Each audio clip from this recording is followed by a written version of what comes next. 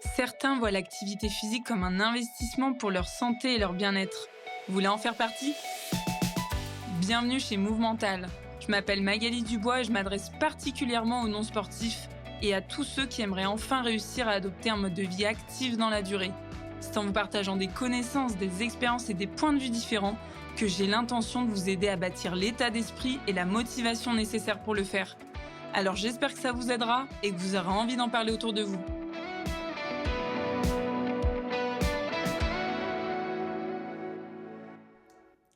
Nouvel épisode, nouvelle histoire d'activité physique. Aujourd'hui, je suis ravie d'avoir à mes côtés Jérémy, qui a accepté de prêter sa voix pour raconter son parcours d'activité physique. Bienvenue à toi. Merci de m'avoir invité.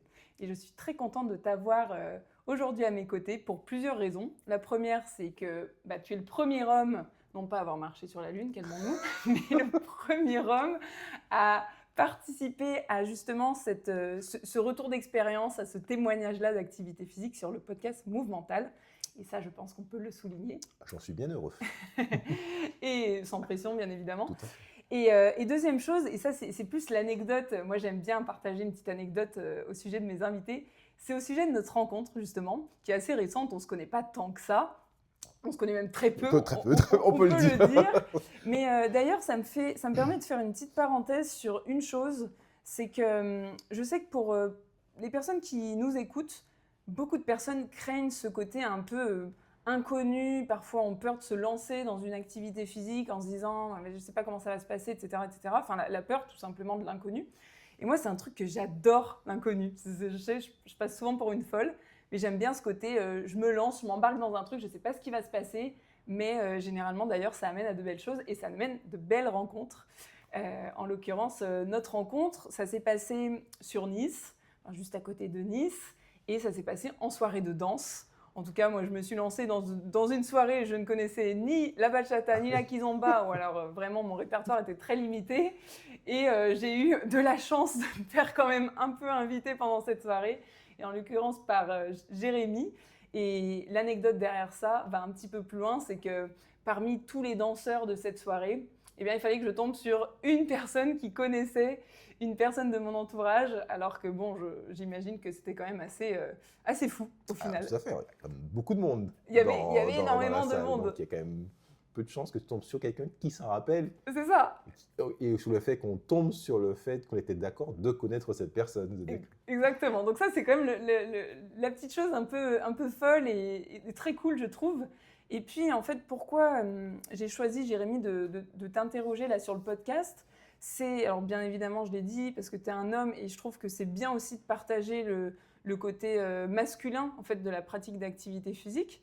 Et puis, il y a différentes choses chez toi qu'on va découvrir au fur et à mesure de l'épisode. Moi, dans un premier temps, j'aimerais simplement que tu puisses te présenter comme tu en as envie. Et puis, tu vas voir qu'on va être amené à te connaître au fur et à mesure de l'épisode.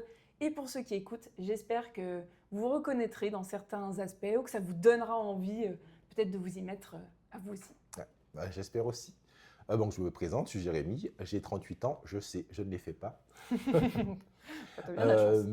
Tout à fait. Je suis papa de 2 enfants, de 2 garçons, un grand de 10 ans et un petit de 19 mois. Et je vais essayer de partager avec toi et avec tes auditeurs comment je suis venu au monde du sport. Parce que par exemple, ma mère était une maman célibataire et je n'ai pas eu la chance de pouvoir accéder au sport par une inscription à un club ou ce genre de choses.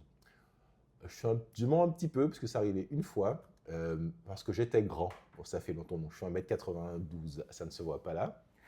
Mais du coup, j'étais grand.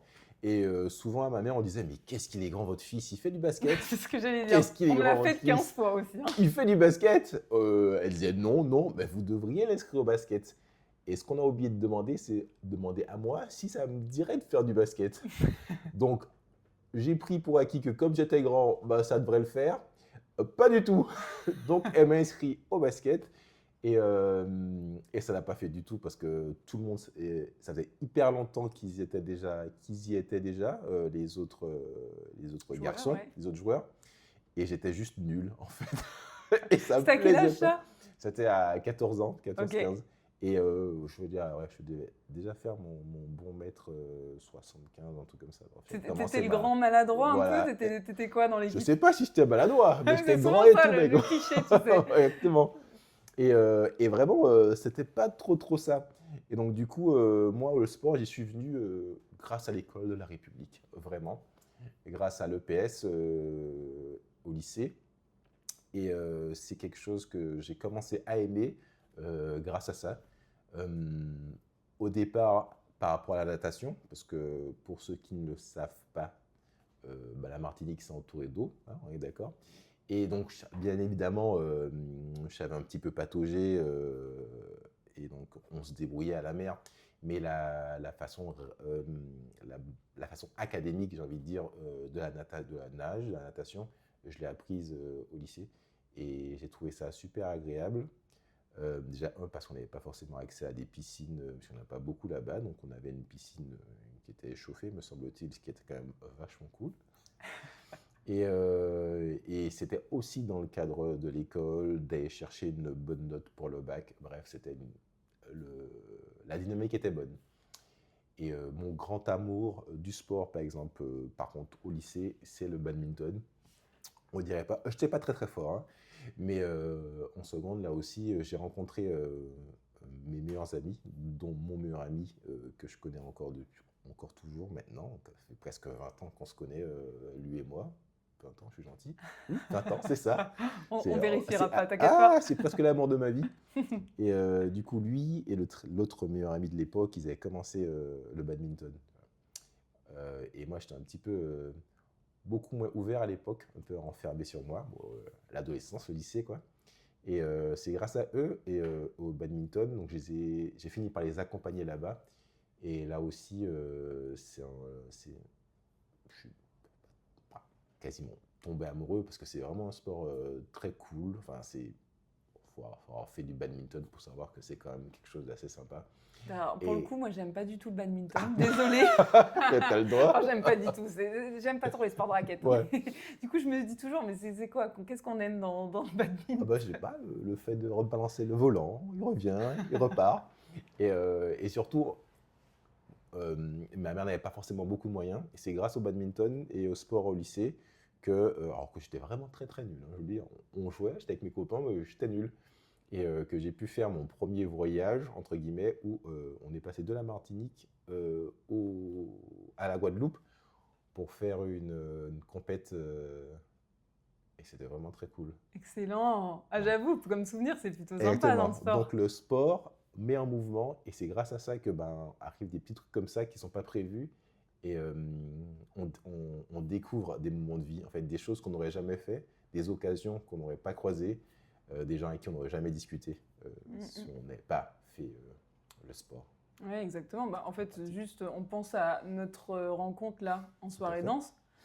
On se pointe pas dans une soirée pour danser ou pour se mettre en mouvement. En fait, il se passe pas ça, quoi. C'est ça. Tu vois. Et c'est ça qui est trop bien. Et toi, tu l'avais déjà expérimenté, donc plus jeune. Et donc ça, c'est au lycée. Mais donc, de tout jeune, enfin de ta naissance finalement au lycée, t'as pas eu forcément l'occasion de pratiquer? Comment ça se passait pour toi Pas trop. J'ai envie de dire, c'est comme tous les garçons, il y a le foot. Donc c'était foot de rue. Le foot de rue, c'est ça, ouais. le foot de rue. Et vraiment, c'est pas un truc qui me parle, le foot. C'est j'ai jamais fait le foot. Donc tu t'aimais pas quand Donc tu j'aimais pas le jouais? foot, donc en fait, j'en faisais pas. Ok. Et du coup, je pratiquais pas de sport quand j'étais jeune parce que j'aimais pas le foot. Et j'étais plutôt lecture, bibliothèque. Donc je lisais Le des livres. littéraire. Le comme littéraire. on dirait. Exactement. J'étais pas encore dans ma corporalité, on va dire ça. J'étais plutôt dans la lecture littéraire. Et c'est vraiment au lycée où j'ai commencé à pratiquer du sport et à commencer à aimer ça. Ça tombe sous le sens. Parce qu'en faire et ne pas aimer, c'est pas top, quoi. Oui, mais du coup, tu vois, moi, ça me questionne parce que, bon, t'avais, entre guillemets, l'étiquette du littéraire sur le front. Après, tu te mets au sport au lycée. Pour beaucoup de personnes, c'est pas évident, cette transition. Parce que, déjà, lycée, t'as quand même 14, 15, 16 ans, etc. Et tes 15 premières années, t'as pas été dans le sport. Donc, il peut y avoir ce truc de... En fait, le sport, c'est pas pour moi. Enfin, tu vois, je découvre un monde qui, en fait, je connais pas ce monde. Donc, ça peut être dur d'accrocher le Tout wagon. à fait. Alors, je crois que c'est le caractère obligatoire qui a aidé, parce que quand on est au lycée et qu'on fait les cours, on n'a pas vraiment le choix. Donc, et je crois que la différence aussi avec la métropole, c'est que là-bas, il n'y a pas d'hiver. Donc, il y a une deuxième couche, je pense, qu'on est jeune ici et qu'on commence à faire du sport, c'est que s'il faut aller courir dehors, alors qu'on n'aime pas forcément ça, et qu'il fait -2, alors Ça en vraiment, rajoute une couche. c'est dur, dur, hein. C'est le bagne. On est sur un projet, vraiment, on le sent pas du tout, quoi. Alors que bon, en Martinique, on est quand même sous le soleil. Le smile tout le Exact, on temps. a le Il fait smile. beau. On sort, quoi. On dit, on va faire on est dehors, donc on va faire la natation dehors. Bon, faut faire des tours de piste. Bon, on fait des tours de piste, on est dehors, il fait beau, bon, on est content, quoi, en vrai. Donc, Ouais. on n'est pas enfermé dans la salle de classe. Donc, voilà. Et j'avais quand même aussi un petit peu à cœur d'avoir des bonnes notes. Donc, et on est d'accord pour dire que il faut se donner un petit peu, mais on peut assez vite gratter des points avec le sport au lycée. Mais donc, tu l'as pas subi. Non, vraiment, je n'ai pas subi. Même si c'était, comme tu dis, ça avait un caractère obligatoire, ça peut être un truc que tu Non. as fait par contrainte ou à reculons. Ouais, tout à fait. Non, c'était vraiment. Et puis en vrai, on est avec ses copains d'école, donc le plus souvent, ça se passe bien. On est au moment où j'étais au moment où j'avais ma poussée de croissance. Je sais pas, en tout cas, moi, mon adolescence, je ne me suis pas mal senti dans mon corps. Donc forcément, ça Ça aide aussi. rebasculait pas sur d'autres sujets. Donc je me sentais bien au sport, j'avais pas envie de me cacher ou quoi que ce soit. Ce qui peut être le cas Oui. pour certaines personnes, donc ça rend la chose d'autant plus compliquée. Et il y a peut-être aussi, alors je me rends pas compte parce que du coup, j'ai jamais été en Martinique, encore moins dans le système scolaire, Mhm. il y a peut-être aussi des différences avec la métropole, dans le sens où, bah, en plus, tu as un fils, je sais pas comment il vit ça, comment il traverse sa scolarité, mais j'ai l'impression que, tu vois, le regard des autres, c'est un truc qui est hyper marqué à l'école et que, ben, en fait, tu peux vite te sentir un peu solo dans ton truc, un peu à l'écart même des autres. Surtout si, bah, en l'occurrence, tu viens pas, enfin, t'es pas un sportif né, par exemple. Ouais. Euh, certainement que c'est, enfin, peut-être que j'interprète, tu vois, mais certainement que c'est un peu plus cool, plus chill en Martinique et qu'il y a moins, tu vois, moins ce jugement. Je sais pas comment c'est le jugement Ah à l'école. bah, sûrement, parce que vraiment, j'ai pas de T'as pas de souvenir souvenir? Ouais. d'un jugement ou de regard très compliqué où on ostracisait les gens parce qu'ils étaient mauvais au sport. Vraiment, c'est pas un souvenir que j'ai. Alors, peut-être j'avais de Et la même au-delà chance. du sport, hein, je Oui, parle, il y a beaucoup de jugement quand même, tu vois, ouais, ah, tout à en fait. France métropolitaine. Ouais. Et alors, je dirais pas que là-bas, il n'y a pas du jugement, mais Oui. peut-être que j'ai eu de la chance d'être dans un groupe, dans une classe super bienveillant, où tous les gens étaient cool, mais on n'avait pas cette problématique-là. Ok. J'ai mon regard sur sur ce point-là, euh, j'aurais du mal à l'approfondir parce que du coup, vraiment, je ne l'ai pas vécu Ouais, t'as et je ne été. le ressentais pas. Ouais, trop bien. Et après le lycée, il se passe quoi pour toi en termes Bah, après le d'activité lycée, physique? grand changement parce que du coup, pour ceux qui ne savent pas, en Martinique ou dans les Antilles en général, il n'y a pas beaucoup de filières. En tout cas, le nombre de filières sont assez restreintes. Donc, par exemple, moi, je voulais travailler, en tout cas faire une filière pour me diriger vers le laboratoire, enfin, tout ce qui est recherche, travaux en laboratoire. Et du coup, là-bas, il n'y a pas en Martinique. Donc, du coup, ben, comme une grande majorité des lycéens en terminale des Antilles, j'étais un peu obligé de partir en métropole.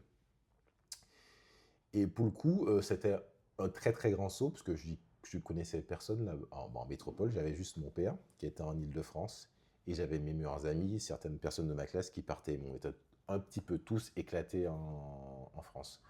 J'ai eu la chance, parce que le froid, quoi, j'ai eu la chance de tomber dans le sud de la France, à Toulon. T'as bien choisi ton truc. Ah, bah, c'était quoi bah, C'était en tout soit cas, quoi? la filière, Toulon, soit? si ça se passe Toulon, bah, soit l'Île-de-France. Ah, Mais en fait, c'est là, il n'y a que là-bas qu'on m'a pris, donc c'était facile de choisir.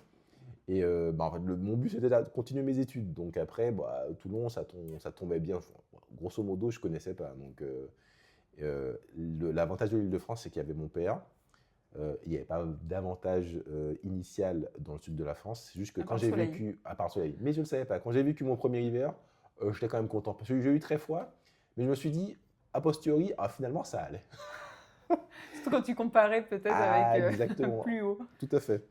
Et donc, du coup, arriver à la fac ici, bah, forcément, c'est plus compliqué parce que du coup, le sport, il faut le financer, il Mm. me semble. Et ce qui me manquait quand j'ai quitté la Martinique, je ne sais pas si ça a fait ça à ceux qui viennent des îles, c'était le contact avec la mer. Alors que bon, j'étais à La Garde, je ne sais pas si tu vois où est-ce que c'est. Mhm. C'est pas très loin, mais il n'y a plus cette odeur de la mer qui flotte tout le temps dans l'air, que j'avais l'impression de connaître quand j'étais en Martinique. Et donc, du coup, il fallait choisir un sport. Et à ce moment-là, si je ne me trompe pas, j'ai choisi l'aviron de mer.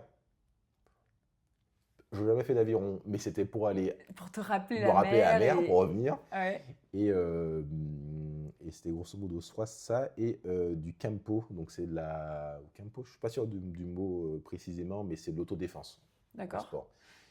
Euh, et grosso modo, ça s'est arrêté là. Donc, À la fac, ça. c'était à la fac. Donc, dans le système universitaire. Toujours dans le système universitaire. Non, toujours dans le système universitaire. Franchement, c'était un grand plaisir, l'aviron de mer.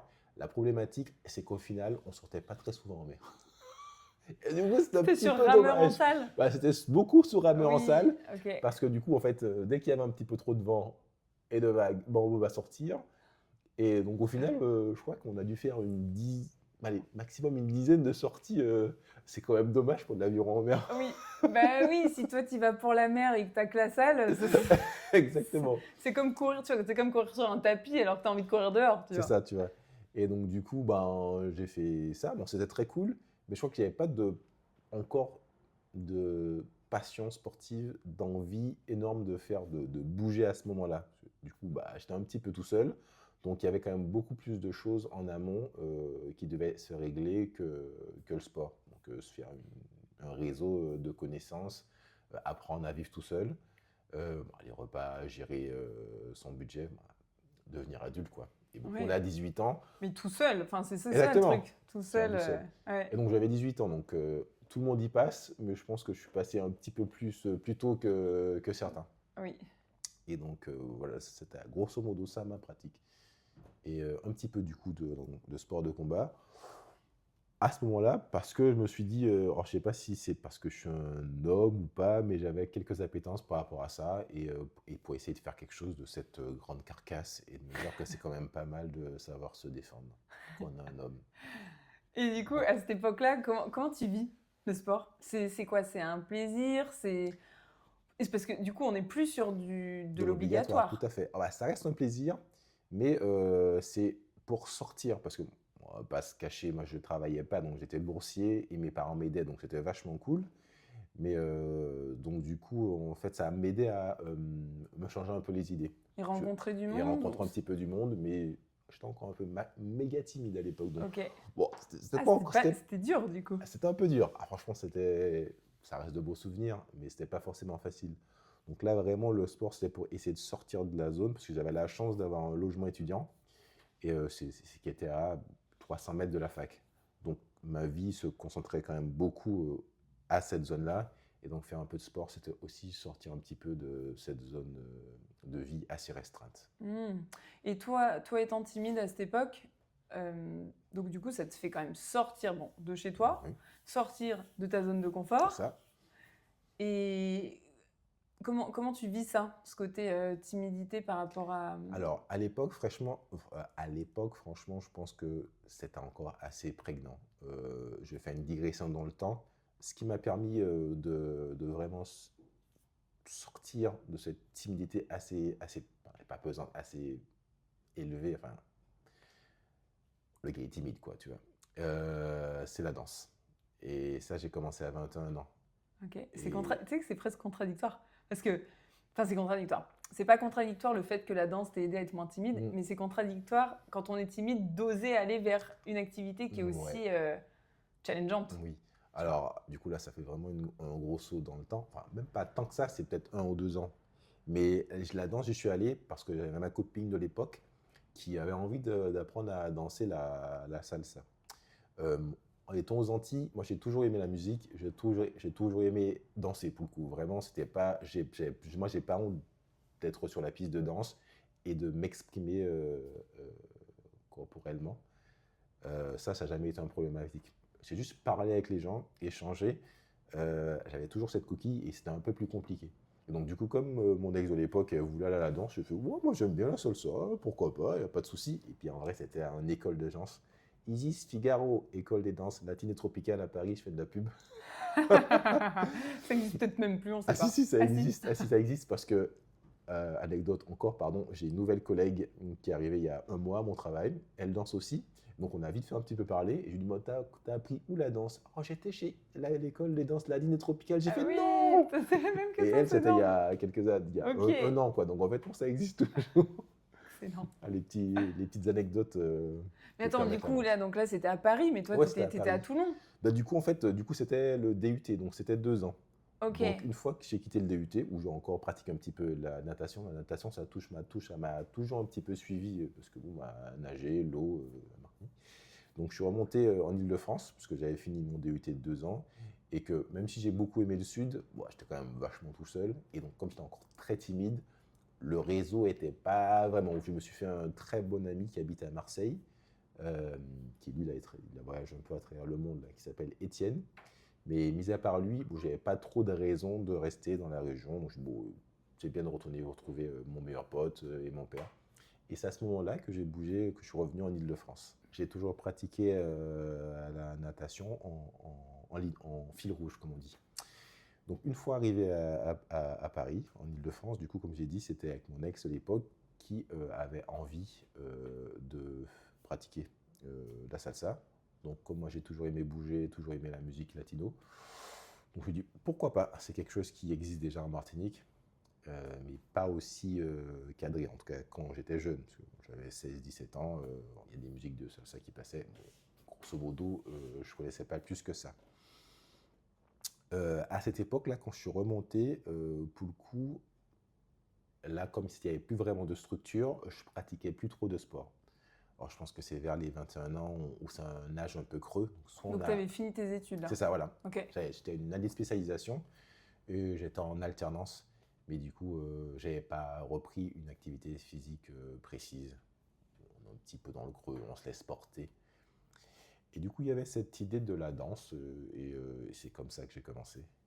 Et du coup, ça m'a permis de commencer à casser cette coquille et essayer de chasser la timidité. À l'époque, j'ai rencontré des gens, c'est devenu une espèce de groupe de danse avec qui on a commencé à beaucoup bouger avec mon ex et ce sont devenus des amis de long cours. Et grâce à ça, bah, en fait, il y a ce côté, bon, du coup, on est pour la parler du sport, mais je parle de la danse parce que vraiment, Oui, c'est un peu du sport, de mais toute façon. c'est une forme d'activité physique, c'est très bien. Exactement. Ouais. Et il y a ce côté, alors pour les gens qui ne le savent pas de la danse latine, ce côté assez magique où ça casse les murs, où vraiment, quand on commence déjà dans les cours, on parle avec les gens, on sociabilise, donc du coup on se fait très vite des connaissances. Et après, pour aller pratiquer, ben, ce qui arrive assez souvent, c'est de bouger avec ces gens-là et aller en soirée. Donc ça permet de rencontrer d'autres groupes de connaissances et au fil des D'élargir, années et d'élargir et en fait d'apprendre à parler à parler soi et à écouter les autres. Et donc, ça, en tout cas, pour ce qui est de la timidité, c'est un très beau levier pour s'en débarrasser un peu. Parce que Oui. bon, la timidité, il me reste toujours un petit peu, même Bien si on le voit sûr, moins. bien sûr. Mais tu vois, ce que tu dis, ça rebondit complètement sur l'épisode qu'on a enregistré, l'épisode 72, c'est un épisode sur la danse avec Marine Vallet, où on parle de ça, en fait, on parle exactement de ça. Et je trouve que la danse, bah, non seulement tu communiques avec le corps, mais effectivement, tu as tous ces moments un peu off, où tu vas communiquer avec les gens. Et puis, en fait, il faut aussi le souligner qu'il y a, alors là, toi, tu y allais avec ton ex de l'époque, mais beaucoup de personnes viennent danser seul, enfin s'inscrivent à la danse de couple seul. Et contrairement à ce qu'on pourrait croire, on n'a pas besoin de venir en couple forcément pour danser la danse de couple. Et je trouve ça cool parce que derrière, ça permet de rencontrer du monde et comme tu l'as dit, d'élargir un petit peu son réseau et Exactement. sortir un peu de sa petite coquille. Tout à fait. Et alors, donc là, si je comprends bien, en fait, ça a été facile pour toi de faire à chaque fois que c'était une forme d'obligation, Voilà. ou en tout cas, où c'était cadré, parce qu'après, à la fac, je ne sais pas si tu étais obligé d'en faire, mais en tout cas, c'était au moins dans quelque chose. C'était proposé. C'était proposé, voilà, puis cadré, etc. Après, il y a ton ex qui propose des petites vagues de creux, etc. Et aujourd'hui, qu'est-ce qu'il en est pour toi? Qu'est-ce qu'il en est? Alors, on va revenir un petit peu avec cet ex parce qu'en fait, je pense qu'à la fin, dans ma phase adulte, ma pratique du sport s'est il y a deux faces assez différentes, côté yin-yang. Donc du coup, avec cet texte-là, quand ça s'est fini, bon, c'est des choses qui arrivent, en tout cas, j'ai eu besoin, pour me libérer de toutes les émotions que ça peut créer une rupture, comme beaucoup de personnes ont connu, de pratiquer quelque chose. Donc c'est à ce moment-là, à mes 21 ans, dans 2 ans je crois, que j'ai commencé la course à pied. Je courais pas du tout. Je pense que comme tout le monde, la première fois que je suis allé courir, j'ai duré 15 minutes, j'avais envie de vomir, j'avais plus de souffle. Mais en fait, c'était vraiment pour réussir à dépasser cette forme de chagrin et de Libéré. me libérer de toutes ces mauvaises tensions. Donc j'ai commencé à courir à ce moment-là, Ok. une fois par semaine. Et donc ça a été le début de mon aventure de jogger. Ouais, et ça c'est un truc qui a finalement duré après? Ça a finalement duré parce qu'en fait, je vais encore faire une digression, c'est le mot préféré. Euh, j'ai une relation, comme beaucoup de monde, avec la gestion de mon poids. Donc ça a été assez facile en adolescence, parce que j'étais en poussée de croissance, donc j'étais assez maigre, pour le dire. Et alors je pense, désolé maman, c'est souvent les mamans, Ils prennent. mais elle avait parfois des petits mots pour me dire de faire attention. Et bref, c'est inscrit dans mon subconscient le fait que j'étais gros, alors, ce qui n'était pas du tout le cas. Donc je me voyais plus gros que je n'étais. En tout cas, je m'acceptais moins avec l'impression d'avoir du poids que ce que j'avais réellement. Et donc du coup, en filigrane, il y avait cette chose-là dans la pratique du sport. La problématique, c'est que quand j'ai quitté la Martinique, moi, j'ai commencé à faire mes propres repas et j'ai un petit peu le bec sucré. Donc j'ai commencé à manger énormément d'M&M's, de gâteaux, Tout ce qui va avec. tout ce qui va avec, quoi. Et donc j'ai pris du poids à cette époque-là, bon, rien de grave. Et bref, donc du coup la pratique du sport, c'était aussi pour essayer de moduler ça. Donc du coup, une fois que j'ai commencé à faire la course à pied, j'avais aussi en filigrane toujours la natation que j'essayais de continuer à pratiquer. Alors pour ceux qui connaissent, à Paris, il y a un très beau bassin de 50 mètres à Châtelet-Les Halles. Donc j'allais là-bas une fois par semaine aussi. Et donc tout ça dans le but, en arrière-plan, de continuer à essayer d'avoir un entretien physique pour essayer de rester mince, ce que j'étais. Ouais, mais il y avait un truc en tout cas avec ton image et t'étais Tout pas à fait. complètement satisfait. Donc c'était une des raisons. D'ailleurs, c'est une des raisons qui pousse beaucoup de monde à se mettre au sport. Généralement, tu vois, moi, c'est ce que je retrouve dans les accompagnements que j'ai, c'est on vient pour perdre du poids, puis en fait, plus tard, on développe d'autres formes de motivation Tout à fait. qui sont plus, comment dire, ce qu'on appelle intrinsèques, c'est qui sont plus profondes encore, parce qu'on développe un autre rapport avec son corps. Et finalement, ben, c'est plus le sport, entre guillemets. Euh, on en revient un peu à ce truc presque obligatoire, parce que quand on fait du sport pour perdre du poids ou pour maintenir son poids, etc., bah, le sport vient moins comme un plaisir, tu vois, Ça vient comme une obligation. ça vient plus comme voilà le truc obligé à faire comme un régime, par exemple. Et du coup, après, on déconstruit pour avoir un rapport au mouvement qui est un peu plus sain, on va dire. Et je pense que peut-être c'est ce qui s'est passé pour toi par la suite. Je ne sais pas si ça a toujours été quelque chose de central à cette histoire d'image de toi par rapport au sport, en tout cas de motivation à travers l'image de toi, ou est-ce que c'est quelque chose où maintenant, ben, tu es plus à l'aise et tu es moins dans la crainte de... Alors, c'est le problème avec ce genre d'injonction, on va dire ça, c'est pas vraiment une injonction, mais le mot m'échappe, un petit peu ancré dans son subconscient, c'est que c'est compliqué de s'en débarrasser. Mm. Et d'autant plus compliqué de s'en débarrasser quand ça correspond à une forme de norme. Alors bon, je suis un garçon plutôt grand, et donc si j'essaie d'être un peu musclé, un peu fit, c'était plutôt valorisant, parce que du coup, sans me dire je vais correspondre à la norme, ça correspondait à une forme de norme vendue, Sociétal, ouais. sociétale, et donc c'était une volonté pas énorme. C'était pas Pas pour une donner un obsession, sens quoi. à ma vie ou une Hmm. obsession. C'est pour dire, bon, bah, je suis grand, bah, je suis plutôt mince, autant continuer à essayer d'être. Voilà. Et donc, du coup, il y avait la course à pied, il y avait la natation, et j'ai commencé à faire quelque chose que j'appelais l'entretien physique. Donc, tous les jours, je fais des pompes et des abdos. Franchement, c'est vraiment un truc de mec. Pour essayer d'avoir des bras un petit peu moins maigres, parce que ouais, tout maigre, et d'avoir un peu le ventre plat, parce qu'il n'a jamais trop marché. Mais dans l'idée, ça me permettait d'essayer de coller à une forme d'image que j'avais envie d'avoir pour me plaire d'abord à moi et j'ai envie de dire aux autres, mais en vrai, l'important c'était toujours d'essayer de me plaire à moi et d'être satisfait de comment je me sentais dans mon corps. Hmm. Et aujourd'hui, c'est comment pour toi? C'est-à-dire que t'es toujours branché là-dessus? Ou il y a d'autres choses qui se sont greffées? Tu vois, on va peut-être refaire un peu des Mhm. bons en arrière, Ouais, etc. ça. Mais aujourd'hui, qu'est-ce qui te motive en fait à faire du sport et tu fais quoi d'ailleurs? Alors aujourd'hui, là, je continue la course à pied. En fait, comme j'ai eu mon bébé il n'y a pas très longtemps, là j'ai eu une phase de pause parce que du coup pour soutenir maman et parce qu'il y avait beaucoup moins de temps. Et donc une fois qu'il était né, entre le fait qu'ils aient passé nuit, etc., c'était compliqué. Et donc comme certains papas dans leur décade, enfin en tout cas dans la trentaine, on va dire que j'ai fait une espèce de couvade. Et j'ai quand même pas mal pris. Je suis monté à plus de quasiment 106 kilos. Et dans mon subconscient, moi qui tournait tout le temps en 89-90, ça m'a fait un assez gros choc, quoi. Donc j'étais en mode, on peut plus continuer comme ça. Alors qu'en fait, je le vivais pas si mal que ça.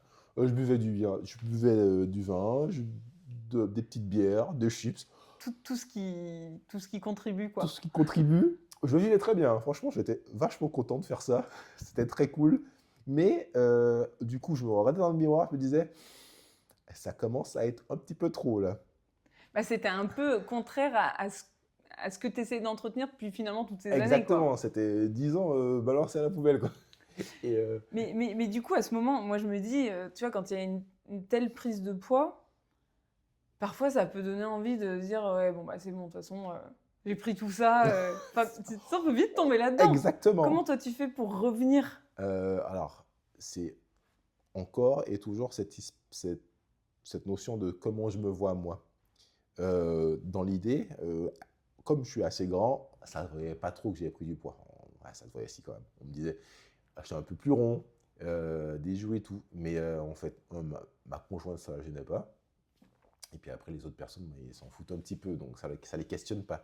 Mais moi, comment je me voyais, je me commençais à plus me plaire. Et c'est pas quelque chose. En fait, je trouvais ça plus compliqué de rester avec une image de moi qui me plaît pas toutes ces années que de me dire bon, on va commencer, on va remettre du bois au feu, on va recommencer à se mettre en mouvement et à faire du sport parce que ça, en effet, ça demande un effort. Mais je trouve que c'est un effort beaucoup plus faible que De pas, subir de le subir truc, son quoi. propre regard et de pas s'aimer. Ça, c'est Mm. vraiment embêtant pour rester poli sur le long terme. Je trouve que c'est intéressant que tu partages ce côté de finalement, même si tu étais plutôt bien dans ce mode de Oh, vie c'est très pendant très un cool. temps, Ah, c'est très très cool. tu es quand même capable de percevoir que ça te coûtait plus mentalement que de reprendre le sport. Alors qu'une reprise sportive, ça coûte toujours parce que ben, on repart un peu de zéro à chaque fois, etc. On perd beaucoup. Mais finalement, ça te coûtait moins de reprendre que de continuer cette boucle-là. Tout à fait, parce que en plus j'ai toujours un très bon coup de fourchette. J'aime manger et j'aime manger sucré, enfin, les gâteaux et tout ça. Bon, j'ai fait de la pâtisserie, bon, je vais en continuer à en faire un petit peu. Et en fait, c'était aussi pour équilibrer le fait de dire, bon, en fait, j'ai pas envie de me couper ce plaisir des repas, c'est un peu des cochonneries quand même. Mais en tout cas, j'ai pas envie d'arrêter totalement ça. C'est vraiment un truc qui, là aussi, aurait pu me rendre un petit peu malheureux. Je sais pas si on peut le dire ça comme ça. Donc là aussi, c'est plus simple de se remettre au sport. Comme ça, tu reviens à une condition physique qui te satisfait. Et en plus, bah, tu peux continuer à boire ta petite bière le De temps en vendredi temps, c'est ça. sans te dire vraiment tu te fais du mal. Oui, du coup, tu culpabilises moins, tout Exactement, simplement. bah, tu culpabilises plus trop, hein. Puisque du coup, je suis à peu près C'est- revenu. On prend T'as un petit peu de retrouvé ta travail, forme. pas totalement, mais au moins, j'ai recommencé à bouger. Et en fait, au final, c'est ça le plus important. C'est pas forcément le poids, c'est se dire que je fais quelque chose pour moi, pour mon corps. Et tu as beaucoup parlé de l'image, tu vois, et de comment tu te voyais toi, mais comment tu te sens? C'est ça aussi qui est Bah, important. exactement, du coup, bah, en fait, on peut dire, ouais, bah, c'est le plus important au final, mais c'est qu'on dit facilement image, mais pour donner un comparatif, bon, quand j'habite en Île-de-France, des fois le RER, il arrive, il faut courir. Il faut courir pour l'attraper, sinon, quand on habite un petit peu loin, on a une demi-heure à attendre. Et vraiment, en hiver, on n'a pas envie d'attendre une demi-heure. Et c'était vraiment une sensation que je trouvais tellement nulle de se faire ces petits 200 mètres de course rapide là, de rentrer dans le RER et d'avoir l'impression qu'on va crever parce qu'on juste on court pas, on fait pas l'activité physique. Voilà. Donc Donc, tu l'as vécu, quoi, ce voilà, j'ai truc-là. vécu. C'est ça. Donc du coup, c'est mieux de faire un peu de sport et de dire bon bah j'ai le temps d'aller à ce RER. C'est pour Et l'image quoi. tu- C'est pour se dire que quand il y a un moment où il faut qu'on fasse quelque chose, on n'ait pas l'impression Tant de, galérer. de galérer. Ouais. Voilà. Et tu sais, ça, c'est un truc qu'on sous-estime, mais en fait, ça arrive hyper souvent, ce genre d'action, où il faut courir après un bus, après machin. Enfin, après, tout dépend à quel point on est organisé dans son temps. Moi, encore tout à l'heure, j'avais un rendez-vous, mais je me suis retrouvée à courir dans la Ouais. rue. Parce que bah, je ne suis pas partie assez tôt, parce que j'ai enchaîné avec un autre truc. Enfin bref. Et en fait, ça peut arriver très souvent. Et en fait, si ça arrive très régulièrement et qu'à chaque fois que ça arrive, on se reprend un petit coup de couteau dans le dos en mode tu vois, hein, si tu étais plus en forme, tu subirais moins le truc. Hein, Exactement. nan, nan, nan. Et ça, c'est horrible de se flageller comme ça. Parce Donc, que en plus, c'est de l'autoflagellation, parce qu'il n'y a personne non, qui va nous dire quoi que ce soit. C'est vraiment nous, on se dit c'est soi-même. oh là, c'était pas top là, mon gars, quand même. Donc ça facilite grandement le quotidien, ce genre enfin, Exactement. le fait de s'y remettre. Mm. Et comment, parce que, bon, du coup, ça fait un petit peu les dents de scie, Mhm. mais finalement, il y a toujours un fond de quelque chose où il y a des moments où il n'y a vraiment plus rien en termes de pratique. Il y a quasiment toujours eu un fond de quelque chose. Il y a eu quand même des mois où, des moments où j'ai arrêté. Par exemple, là, quand j'étais en Île-de-France, donc j'avais ma pratique sportive. Donc à ce moment-là, je faisais natation, course à pied et vélo. Le but, c'est de toujours faire quelque chose de différent.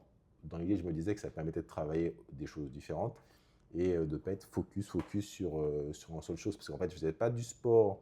Tu n'avais pas un objectif de Voilà, je n'avais pas performance. un objectif de performance, c'était vraiment pour de l'entretien physique et me dire je fais quelque chose et je bouge. À une époque, du coup, en fait, je courais après le travail. Et comme je pense plein de personnes, au fil des années, il y a une espèce de flemme qui arrive et on n'a plus juste envie de faire les choses. Donc mon entretien physique journalier, bon, au final, au bout de 4-5 ans, il a disparu parce que flemme de faire des haltères, flemme de rentrer, faire des abdos, j'en en avais marre. Et du coup, la même chose pour la course à pied. En fait, moi, je suis pas un grand amoureux du froid. Et au bout d'un moment, à chaque hiver qui revenait, quand j'étais en Île-de-France, sortir courir quand on rentre du travail, se dire bon, allez, il est 18h30, je vais mettre mes chaussures et je vais sortir courir. En fait, ça devient un engagement et un poids de plus en plus important. Et au bout d'un moment, on n'a juste plus envie. Et je pense que c'est le cas de plein de personnes. Et du coup, on arrête. Et donc, du coup, ça a été mon premier moment où vraiment bah, j'ai arrêté de faire du sport. Ça a duré, je pense, 6-7 mois. Et comme d'habitude, comme on aime bien manger, Mais c'est là. comment tu l'as vécu déjà, cette pause de 6-7 mois? Est-ce qu'à un moment donné, tu es conscient de ta pause et est-ce que tu es frustré ou, ou tu culpabilises Vraiment, ou pour pas le du coup, tout? pas du tout. Je suis content. En fait, comme ça me saoulait, je dis bon, bah, j'arrête, ça me gave, en fait. Et dans mon esprit, je ne faisais pas du sport parce que je me sentais obligé, mais parce que dans l'idée d'entretien, bon, du coup, c'est pas grave, on est moins entretenu. Mais et comme j'ai essayé de dire, c'était aussi pour balancer mon grand amour de la bouffe. Donc du coup, quand on arrête le sport, l'amour de la bouffe, il disparaît pas. Ça reste quoi, tu vois. Bizarrement. Bizarrement, ça disparaît pas du tout. Et donc du coup, bah, on continue à être dans la même dynamique d'apport calorique, on va dire ça comme ça. Et au bout d'un moment, ça revient toujours. J'ai mon petit, ma petite sonnette d'alarme qui dit là, on recommence à prendre du poids, ton image, c'est pas top. Et après, il faut réfléchir à faire différemment parce que vraiment, le froid, j'en pouvais plus. Et donc, à un moment, je me suis dit, tiens, pourquoi pas rentrer au travail en courant. Toujours dans cette notion d'obligation. Parce qu'en fait, ce qui est bien, c'est que quand tu pars du travail à 17h et que tu te lances dans la course à pied, bah, tu es obligé de rentrer chez toi. C'est ça, mais ça c'est une super stratégie en fait. Au lieu de se dire je rentre chez moi puis je ressors, bah là en fait tu t'optimises tout. Exactement. T'optimises tout. Du coup, au moins tu n'as pas à dire il faut ressortir et donc tu perds. Ça devient ton temps de transport, devient ton temps de sport. Après, il ne faut pas être trop loin. À l'époque, j'étais à 13-15 km de mon travail. Ouais. Quand même. Mais d'un coup, je me disais, bon, c'est pas grave, allons-y. Hein. Ah, les premières fois, c'était horrible. Ouais, j'avoue, toi, t'as fait des reprises qui étaient assez hard, hein. J'ai vu, c'est un peu long. Je vous déconseille de commencer par 13-15 km de course à pied. Commencer. Mais il y avait un petit fond. Mais je continuais de toute façon. La natation, c'est toujours resté, puisque du coup, c'est une fois par mois, le bassin est chauffé. Enfin, une fois par semaine, pardon. Le bassin est chauffé. Donc, c'est prendre la voiture et y aller. Donc, j'arrivais à m'obliger. Le vélo, des fois, l'hiver, il faut s'équiper, c'est un petit peu compliqué. Mais du coup, en fait, c'est quand même la course à pied qui permet de garder, on va dire, ce fond physique le plus efficacement. En tout cas, le rapport effort-résultat, je trouve. Je ne suis pas sûr de ça. Il me semble que la course à pied c'est plutôt efficace. Donc, j'ai commencé à faire comme ça. Je rentrais le soir. Et quand même, là encore, au bout de 2 ans, je me suis dit, il fait quand même froid, c'est embêtant. Et je ne sais plus pourquoi, je pense qu'il y a eu mon autre étape qui arrivait avant, mais je me suis dit, tiens, en fait, je vais faire entre midi et 2. Et là, ça a tout changé, parce que pour le coup, en fait, je prenais sur ma pause déjeuner, ça faisait très longtemps que j'étais à mon travail, donc il faut aussi avoir cette possibilité et cette chance-là. Et donc, j'avais des bonnes relations avec mes supérieurs, mes N+1, et les collègues. Donc, en fait, au lieu d'aller manger, j'allais faire ma course à pied. Ça me prenait 1h30. J'avais droit à 1 heure. Donc, du coup, je dépassais un petit peu, que je rattrapais après. Mais du coup, c'était en journée. Donc, je ne courais plus la nuit, où il fait de toute façon plus froid. Et en hiver, même s'il faisait encore un peu froid, c'est moins, ça tape un petit peu moins sur l'envie, parce qu'en fait, il y a la lumière, il y a quand même potentiellement un petit peu de soleil. Et donc, j'ai fait par ça. Et là, et depuis, tu continues. Et depuis, on va dire qu'il y a eu des hauts et des bas. Voilà. Mais ce que j'aime bien, tu sais, dans ce que tu partages, c'est ce côté, même si c'est en dents de scie, tu y reviens toujours. Et en plus, avec cet état d'esprit de comment je peux adapter le truc un peu différemment. Tu vois, finalement, la météo, c'est un truc qui te pose problème. Ok, comment je peux faire peut-être différemment? Il y avait le côté, je rentre du boulot en courant. Puis après, il y a le côté finalement, tu as le soir, enfin en hiver, le soir, la nuit, le froid, etc. Je l'intègre en milieu de journée. Déjà, ça change un peu l'expérience. Tout à fait. Et ça, c'est important de le souligner. En fait, le but, c'est de trouver comment adapter, réadapter, réajuster, renouveler sa pratique pour que ça dure un maximum dans le temps. Exactement. Mais tu sais quoi? Moi, ça m'impressionne parce que depuis le début, je me dis, mais attends, mais au bout d'un moment, il n'a pas flanché. T'es flanché au point de se dire, non mais c'est bon, j'arriverai jamais à avoir un truc qui dure dans le temps. Parce que moi, c'est vraiment ça que je vise et tous les gens que j'accompagne viennent pour trouver une régularité et que ça dure dans le temps. Et du coup, en fait, il faut avoir... Parce que là, j'ai parlé un petit peu du côté yang et je vais parler d'un côté yin, d'un côté positif. Moi, courir, je courais, mais je n'ai jamais aimé ça. Ça peut paraître paradoxal, mais ça n'a jamais été mon grand kiff. Je dis, je le fais, ça me fait du bien, mais voilà. Mais du coup, j'ai connu ce qu'on appelle les courses à obstacles. Alors, je ne sais pas si tu connais. À l'époque, il y en a une qui ça a commencé, là, c'était la grande mode, c'était la SOMAD qui se déroulait à Vincennes.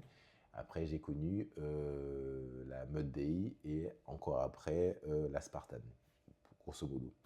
Et en fait, ce sont des courses qu'on réalise comme ça, avec des obstacles, et c'est déguisé. Alors bon, je suis un gars un peu fun.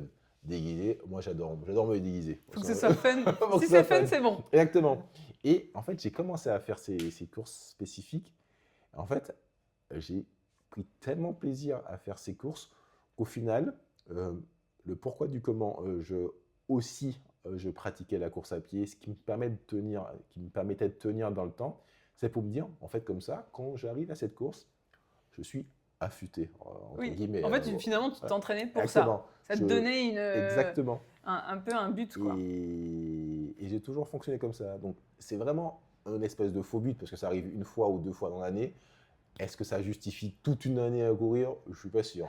Non, mais tu sais, parfois, il Mais suffit. Il suffit voilà, de ça. Hein. Il n'y a pas besoin d'aller exactement. chercher 40 objectifs non plus. Et vraiment, ça fait un petit peu, je me suis marré, ça fait peut-être un petit peu chaud de dire ça, mais l'un des meilleurs jours de ma vie, mais vraiment, c'était une mud day que j'avais fait en équipe avec mon meilleur ami, un autre pote qui s'appelle Bruno. Et le thème, on s'est dit qu'on s'habillait en Miss France. Alors, du coup, déguisement très cheap, hein, très facile. Le thème est fou, mais le déguisement est nul. Très, Donc, très pratique pour le saut d'obstacle. exactement. Donc moi, j'étais habillé en maillot une pièce femme et mes copains aussi. Donc on avait mis perruque et trucs. Et franchement, je me suis tellement amusé. On a tellement rigolé. C'était un truc de malade. Et pour continuer à vivre toujours ces moments-là, du coup, il fallait courir à pied. Par exemple, mon meilleur pote, lui, il court pas. C'est pas son délire. Lui, il fait du foot. Donc il est dans l'explosivité. Et donc, il s'était pas trop entraîné pour ça. Mais qu'est-ce qu'il a galéré. Il s'est dit, c'était le pire jour de ma vie.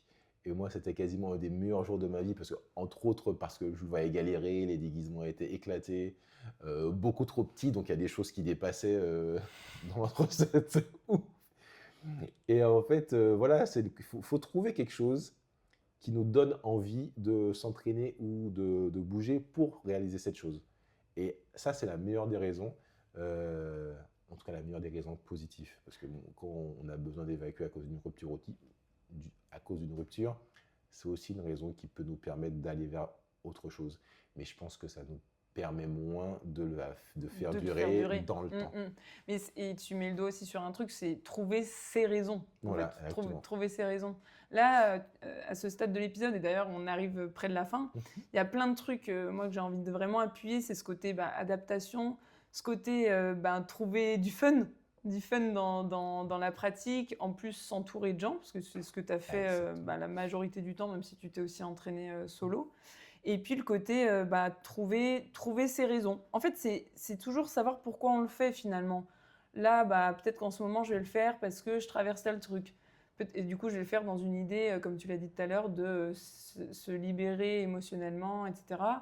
Là, je vais le faire parce que j'ai envie de prendre soin de mon corps de telle manière ou de mon image. Là, je vais le faire mais toujours un peu renouveler le truc et puis cumuler les raisons. Plus il y a de raisons, en fait, plus ça dure. Plus la balance, elle penche du bon côté, plus ça dure aussi.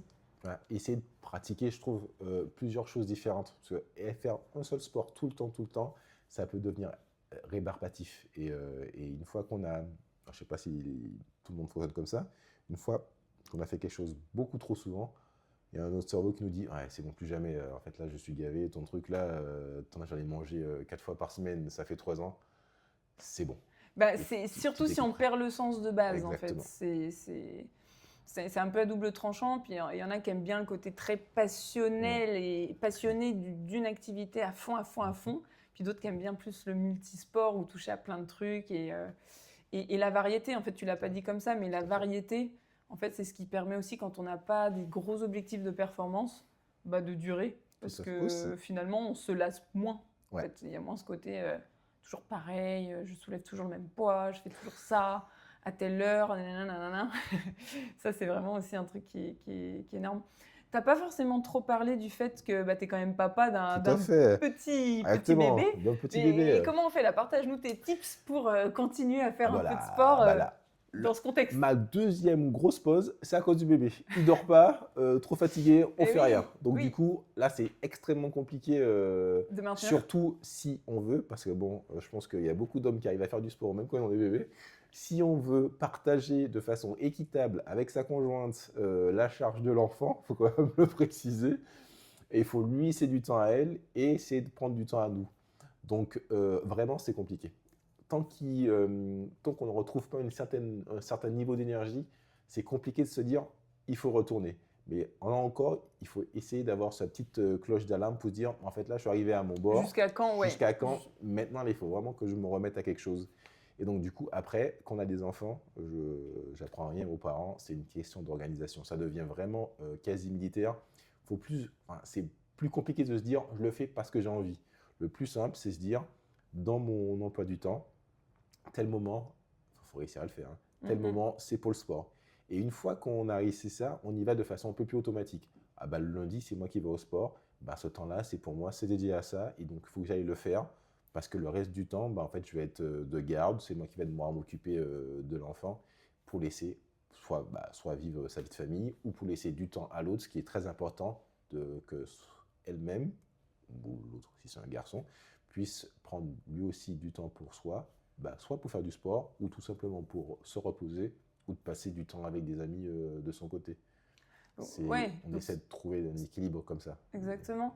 Mais et donc oui, il y a ce côté quand même organisationnel, mais un côté qui revient souvent, et c'est sûr que je l'ai entendu beaucoup de la part de femmes, c'est, alors on me le dit rarement directement, mais c'est en échangeant, ce côté, en fait, quand tu prends ce temps-là pour toi, t'es plus avec ton enfant, t'es Ah oui, plus on est avec d'accord, hein. ta compagne, hein, en l'occurrence.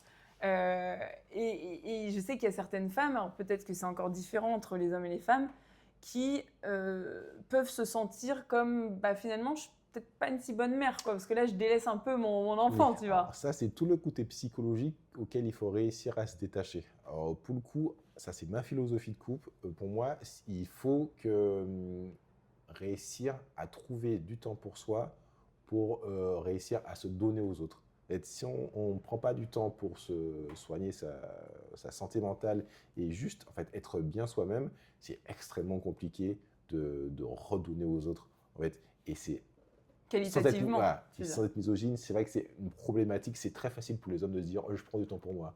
J'ai aucun doute là-dessus. Hein. Vraiment, j'ai aucun doute. Parce que les femmes peuvent avoir le regard de la société, le regard des autres. Enfin, on leur dit mais pourquoi tu passes pas de temps avec ton enfant? En fait, c'est censé être le centre de ta vie.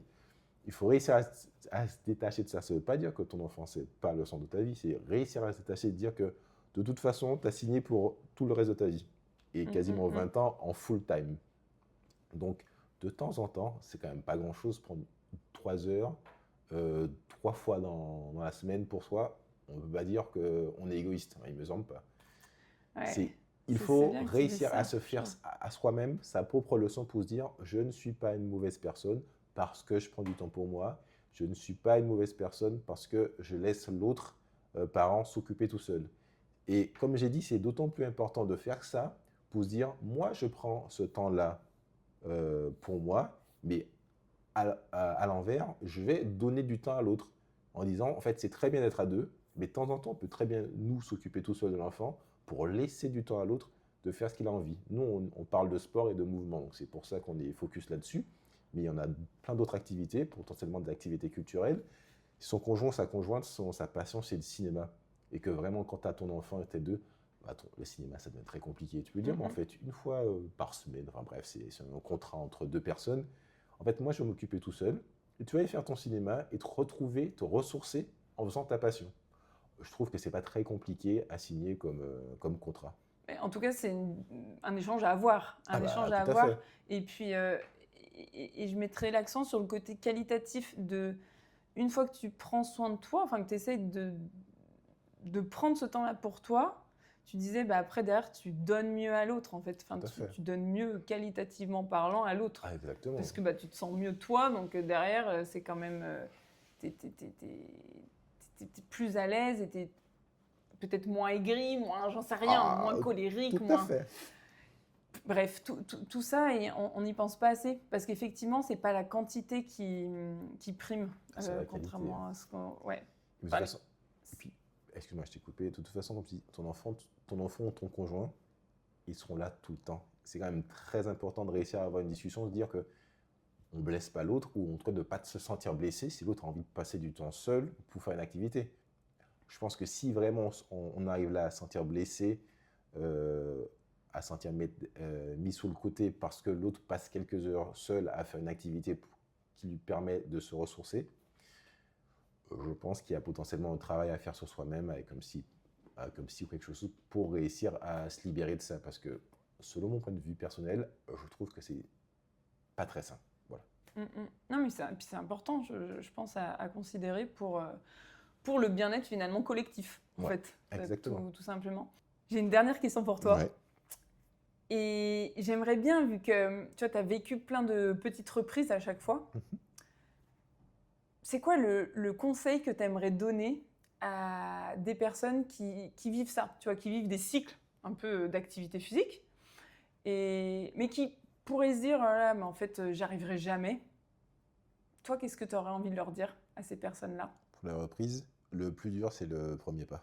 Ah, vraiment. Une fois qu'on a fait le premier, le deuxième, le troisième, réussir à se mettre dans le mood. On va dire que c'est un petit peu bateau ce que je dis, mais c'est vraiment réussir à se dire, tiens, je me mets cette date-là en tête, ce petit truc, et je repars de là, Et surtout, ne pas viser trop haut, parce que là, je disais tout de suite 13 km. Quand j'ai repris le sport, là, après mon petit bébé, j'étais au fond, dans le sens où j'avais perdu beaucoup, ça faisait 1 an que j'étais à la Bio Chips. Du coup, on perd très vite avec ce régime-là. J'ai recommencé avec 3 km, comme ça, 1 fois par semaine, histoire de revenir dedans. Et surtout, j'ai recommencé au soleil. En fait, il faut réussir à trouver un peu de joie dans cette reprise par n'importe quel truchement. Donc là, pour moi, c'était le fait d'avoir enfin, le printemps revenait, on a de nouveau chaud, le soleil te caresse. C'est quand même extrêmement agréable d'être à l'extérieur. Donc, ça m'aidait à reprendre. Voilà. Et tout doucement, au fur et à mesure, les choses reviennent. Donc, choisir des conditions. Voilà, choisir les conditions les plus adaptées pour être à l'aise, pour revenir dans ce mouvement et dans ce sport. Trop bien. Tu sais, il y a un truc que je dis souvent, c'est finalement, l'activité physique, c'est un truc, c'est un enjeu de toute une vie. Et pourquoi pas finalement se dire comment faire pour y jouer toute la vie. Si je devais rester dans la partie, qu'est-ce que je pourrais faire pour rester dans la partie? Et toi, c'est ce que tu essayes de faire en permanence, c'est de rester dans cette partie-là du jeu. Et si on procède de cette manière-là, si on se dit, tiens, c'est un jeu, le but c'est de jouer le plus longtemps possible et de rester dans la partie, on va toujours trouver des solutions pour remettre le pied à l'étrier. Bien sûr, à chaque fois, la reprise est toujours un peu plus dure. Mais comme tu l'as dit, le premier pas, c'est le plus dur. Le deuxième, allez, peut-être encore difficile. Et plus on avance dans le temps, plus ça devient facile à partir du moment où effectivement, on trouve des conditions, on met en place des conditions qui nous conviennent. Tu parles du soleil. Pour certains, ça va être le collectif. Pour d'autres, ça va être encore autre chose. En fait, chacun doit expérimenter, tester et réadapter et pas rester bloqué sur « non, mais là, ça n'a pas marché. J'ai repris la course, ça n'a pas marché, donc ça ne marchera pas. » Non, en fait, il y a trop de trucs à tester pour arriver à cette conclusion aussi, on va dire, franche et nette et dure surtout. Donc, merci à toi, Jérémy, d'avoir partagé. C'était super agréable. Écoute, avec grand plaisir pour cette première pour toi dans le podcast Mouvemental. C'était un grand plaisir de connaître un petit peu plus ton histoire, de voir comment en fait tu as cette facilité, même si ça fait un peu des vagues, mais ça a cette facilité à revenir à chaque fois. Alors je dis pas que c'est tout facile. Hein. Je suis heureux que c'est eu l'air facile. Mais qu'on est dedans, c'est un peu moins. Tu donnes la sensation que c'est facile parce qu'en fait pour toi, on dirait que voilà, tu n'arrêteras jamais vraiment, même s'il y a des grandes coupures ou des coupures un peu moins longues, en fait, tu y reviens. Parce que dans ta tête, le but du jeu, c'est de continuer de jouer le plus longtemps possible. Exactement. Et puis, il y a quand même un petit peu de joie et de plaisir à pratiquer. On ne l'a pas dit, mais ça rapporte quand même beaucoup de satisfaction de faire ça. Merci d'avoir souligné le mot de la fin. Oui, quand même. Et puis, écoute, j'espère que beaucoup de personnes se retrouveront là-dedans. Belle journée à toi et à bientôt. Merci à vous. Merci à tous. À bientôt.